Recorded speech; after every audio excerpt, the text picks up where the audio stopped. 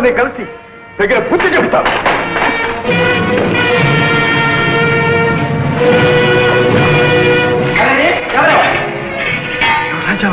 క్షమించండి యువరాజా. సరే, అటు కాదు యువరాజా, ఇటు ఇటు.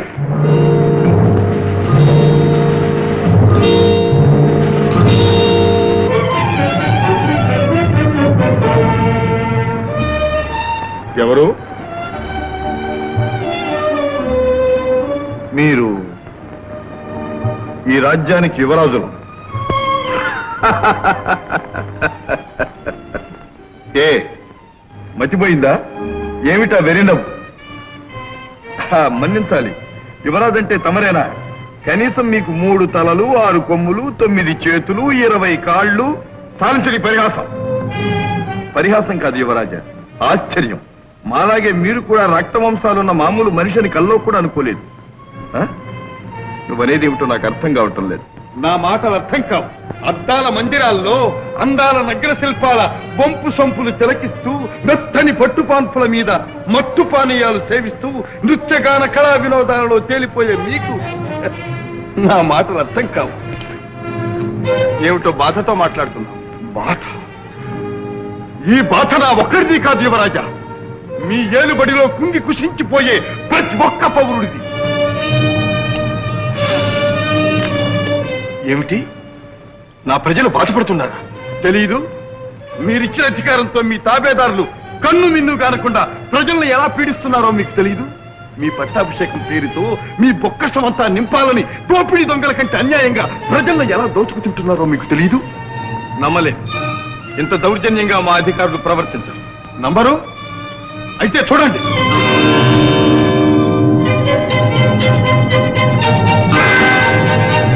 ఇదేమిటో తెలుసా? తెలుసా అని వాళ్ళు చేస్తున్న పని అన్యాయమని చెప్పినందుకు వాళ్ళు ఇచ్చిన బహుమానం చూడండి. ఒక్కొక్క తట్టు సత్యానికి, ధర్మానికి, న్యాయానికి మీరు పెట్టే గొడ్డలి పెట్టు. ఎంత దారుణం, ఎంత దారుణం! జరిగిన దానికి నేను ఎంతో చింతిస్తున్నాను. ఈ విషయాలు జరుగుతున్నట్టు నాకు తెలియనే తెలియదు. ఈ రాజ్య పరిపాలన మా మాతృశ్రీ గారే అని ఆ కుంటి సాగుతో తప్పించుకోవడానికి ప్రయత్నించకండి. రేపు మీరు పరిపాలించబోయే రాజ్యం ఏ పరిస్థితిలో ఉంది తెలుసుకోవలసిన బాధ్యత మీ మీద కూడా ఉంది. ప్రభువుని యముళ్లాగా భావించే ప్రజల్ని మీరు ఎలా పాలిస్తారు, ఏ విధంగా పాలిస్తారు? యువరాజా, ప్రజల్ని ఆదరించి ఆదుకునేవాడే నిజమైన పాలకుడు. ప్రజల్ని పీడించి ఏడిపించి మిడిసిపడేవాడు పాలకుడు కాదు, రాక్షసుడు. వాడికి ఏనాటికైనా పతనం తప్పదు. పేద ప్రజల అభిశాపమే వాడిని నిలువునా దహించి దగ్ధం చేస్తుంది. ఈ మాట మాత్రం మర్చిపోకండి.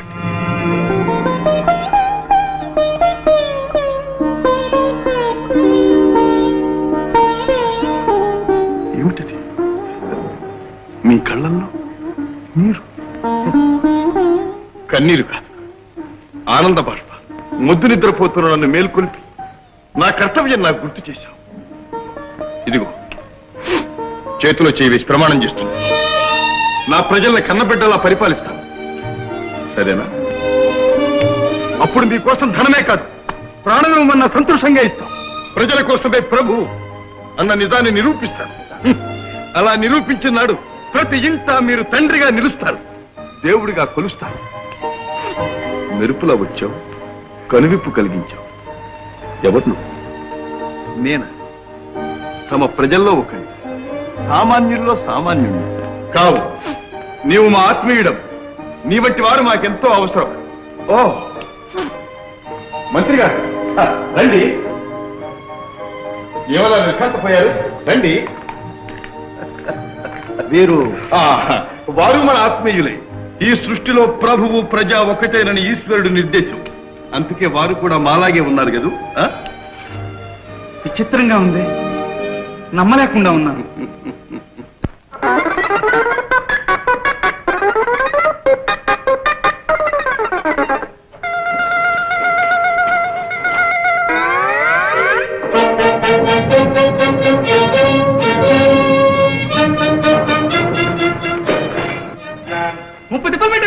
దొరికినట్టు దొరికి దాడిపోతున్నాడే, వీడిని అట్టాగే పట్టుకోవాల్సిందే. అసలు ఇక్కడే ఎక్కడ ఎక్కుంటాడా?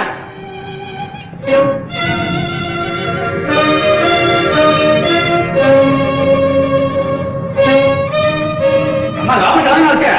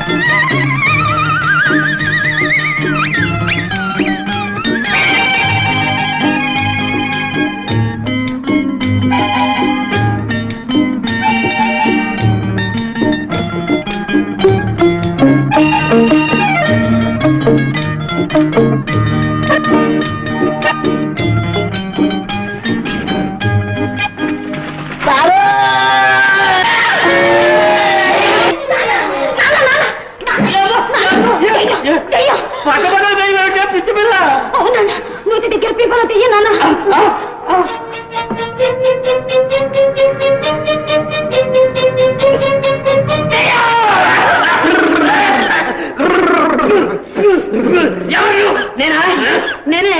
అవును, ఈ అమ్మాయి మీ అమ్మాయి భలే అందంగా ఉంది.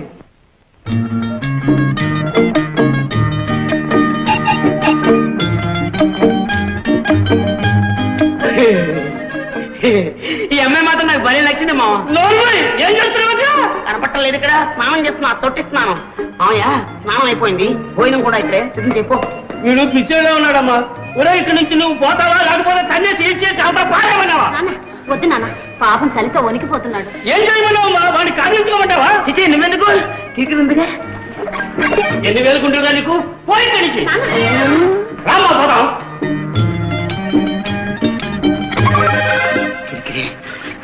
చలి చలి పాప అలా పెరటించరా.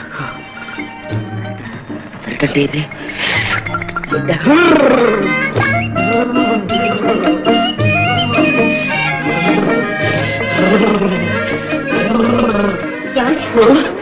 బాగా తడిసిపోయారు, జలుబు చేస్తుంది, బట్టలు మార్చుకోండి.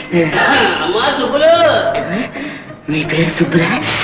అబ్బా, ఎంత అందమైన పేరు. ఎవరు పెట్టారు? మీ అమ్మ, మీ నాన్న? మా నాన్న. అబ్బా, నాకు నచ్చిన పేరే పెట్టారు.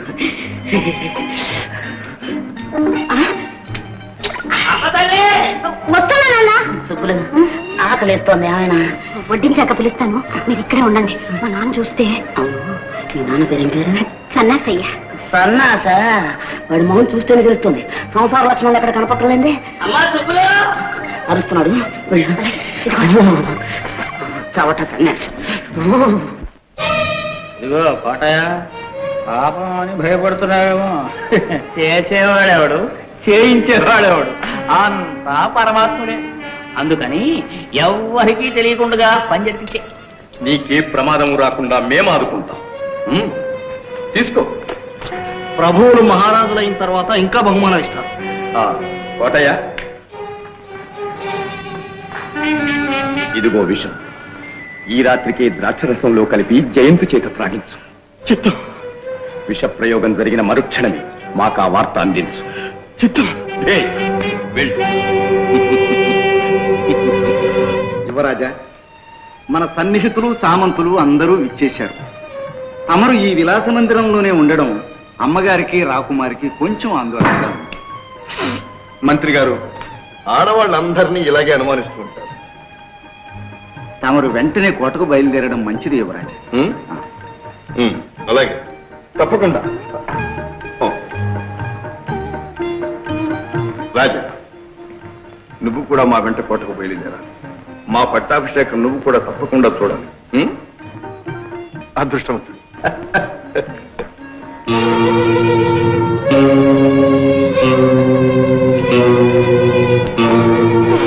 ఏమిటిది?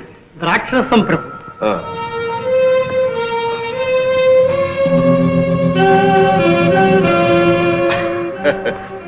రాజా, నువ్వు తీసుకో. క్షమించండి, నాకు అలవాట్లేదు. పిచ్చివాడ, ఇది మత్తు పానీయం కాదు, మధుపానీయం. నువ్వు తాగితేనే నేను తాగేది. తీసుకో. ఆగాదు, నీ చేత్తో నాకివ్వాలి, నా చేత్తో నీకివ్వాలి. మన స్నేహం వర్ధిల్లాలి.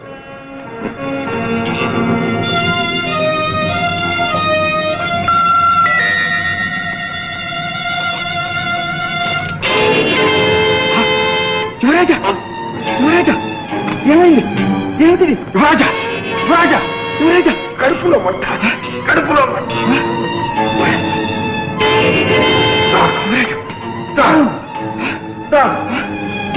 యువరాజా,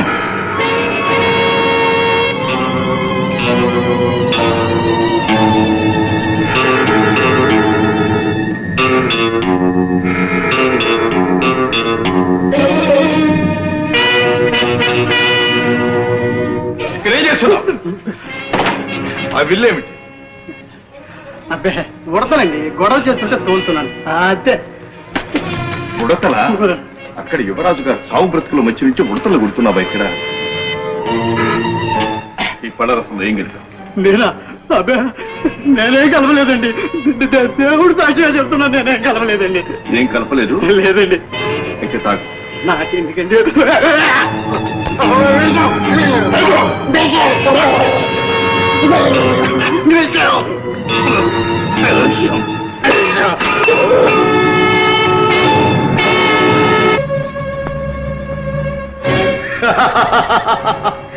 శభాష్!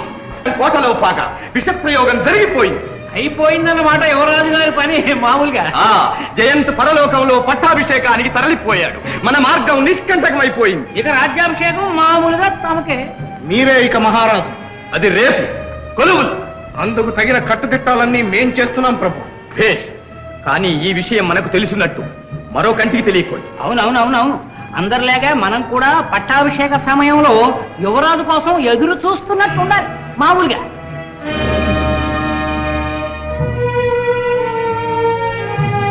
రాజా, ఈ విషయం అతి రహస్యంగా ఉంచాలి. విషప్రయోగం చేసిన ఆ నీచుడు అతి బలవంతుడు.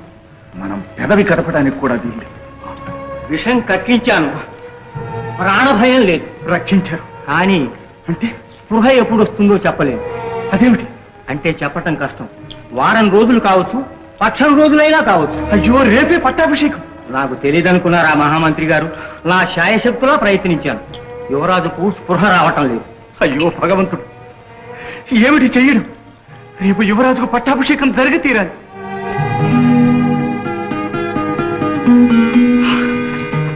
రాజా, ఈ ఆపద నుంచి కాపాడడానికే నిన్ను భగవంతుడు ఇక్కడికి పంపించాడు. నేనేం చేయగలను? యువరాజు గారికి ఏ విధంగానూ సహాయం చేయలేని స్థితిలో ఉన్నాను నేను. అలా అనకు. రాజ్యం ఒక క్రూర కిరాతకుని పాలు కాకుండా, ప్రజలు ఒక నిరంకుశుని కర్కశ పాదాల కింద నలిగిపోకుండా, అమాయకుడైన మీ యువరాజుకు అన్యాయం కలగకుండా నువ్వు కాపాడాలి. అయితే నన్నేం చేయమంటారు? అల్లాడిపోతున్న ప్రజలను ఆదుకునే అవకాశం ఉంది. నీవు ప్రేమించే ప్రజలను, రాజ్యాన్ని కాపాడే సమయం వచ్చి. అయితే చెప్పండి, ప్రాణమేమన్నా ఇస్తాను. ప్రాణదానం కాదు నేను కోరుతున్నది. యువరాజుకు స్పృహ కలిగేదాకా నువ్వు యువరాజుగా నటించాలి. కన్న తల్లి కూడా కనిపెట్టలేని సారూప్యం ఇది. రేపు నీకు పట్టాభిషేకం జరుగుతుంది. ఆ ద్రోహుల ఆట కడుతుంది. మంత్రి గారు, రాబోయే ప్రమాదం మీరు గుర్తించడం లేదు. రాజ్యానికి, ప్రజానీకానికి రాబోయే ప్రమాదం ఇంకా గొప్పది. కనుక నువ్వు అంగీకరించక తప్పదు. వద్దు, నేను సామాన్యుణ్ణి. ఈ రాచరిక మర్యాదలు నాకు తెలియదు. ఈ మోసానికి నేను అంగీకరించాను. మోసం?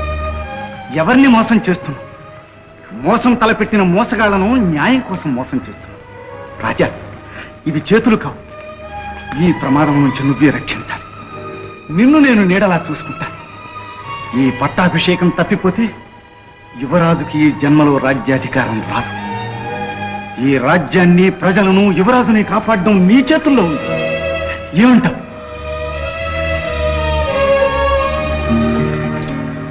మీ ఇష్టం. రాజా, రాజా,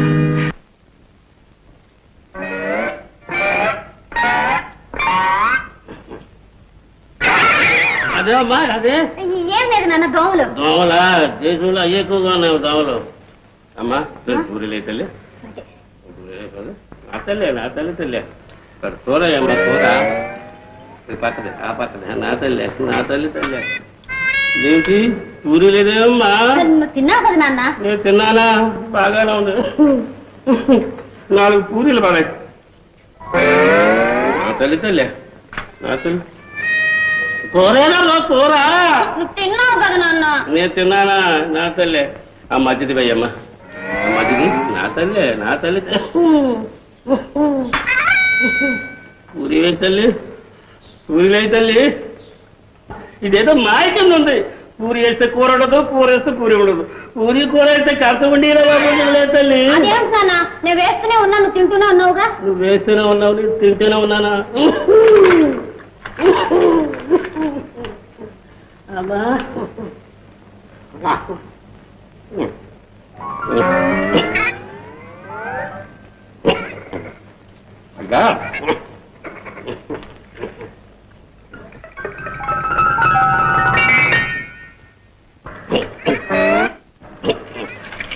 నా తల్లి, నా తల్లి తల్లి తల్లి, నా తల్లి.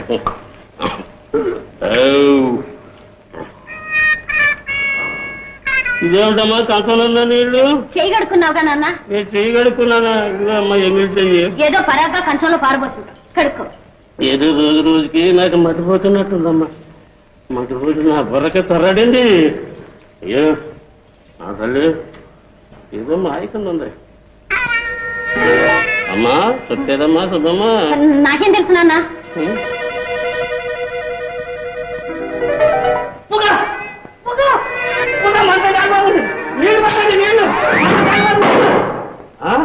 నువ్వుట్రా ఈ నువ్వుట్రా కంచగాది నిన్ను పాత పెడతా నాన్న వద్దు నాన్న పట్టక నాన్న పాపం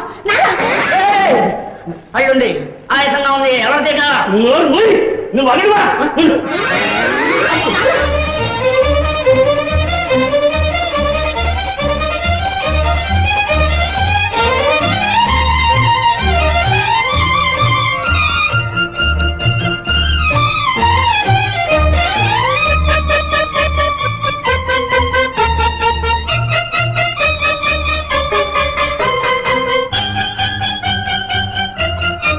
చెల్లాయ్ రాధా అన్నయ్య అమ్మా చెల్లాయ్ రాధా ఏమైనాడు రాజా సంగతి తర్వాత ఆలోచిద్దాం. ముందు కంచి వెళ్ళిపోవాలి ఎక్కడికి పద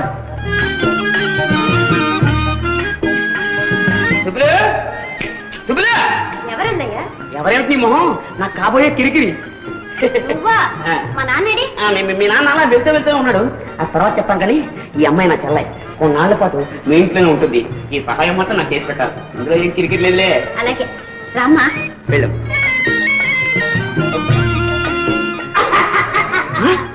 అప్పుడే కిరికిరా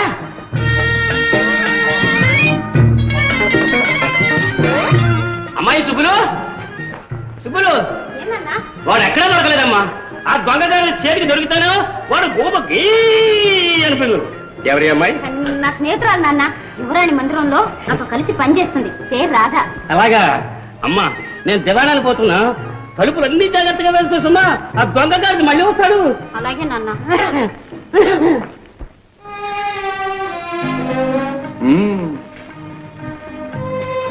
ఒక్కరోజు రాదు వేషం సరిపోయింది మరి నటన స్వయంగా యువరాజుల వారిని గమనించావుగా ఓహో మంత్రి గారా రండి దయచేయండి ఏమిటో కష్టపోయారు అదే రండి వీరు మన ఆత్మీయులే ఈ సృష్టిలో ప్రభువు ప్రజా భగవంతుడికి అంతా ఒకటే కనుకనే వీరు మనలాగే ఉన్నారు ఏమంటారు తమరు ఏకసంతగ్రాహులు యువరాజా యువరాజా అని ఎప్పుడే అనకండి రాజా అంటే చాలు చూడండి యువరాజు గారిని ఇక్కడ ఉంచితే ప్రమాదం అందుకే యువరాజుల వారిని రహస్యంగా చిత్రదుర్గం చేర్చే ఏర్పాట్లు చేయించాను వైద్య మహాశయ మీరు వారితో వెళ్ళి దగ్గరే ఉండి చికిత్స చేస్తూ ఉండండి కోటలో వ్యవహారాలు ముగిసిన వెంటనే మేము వచ్చి కలుసుకుంటాం అలాగే మంత్రి మహాశయ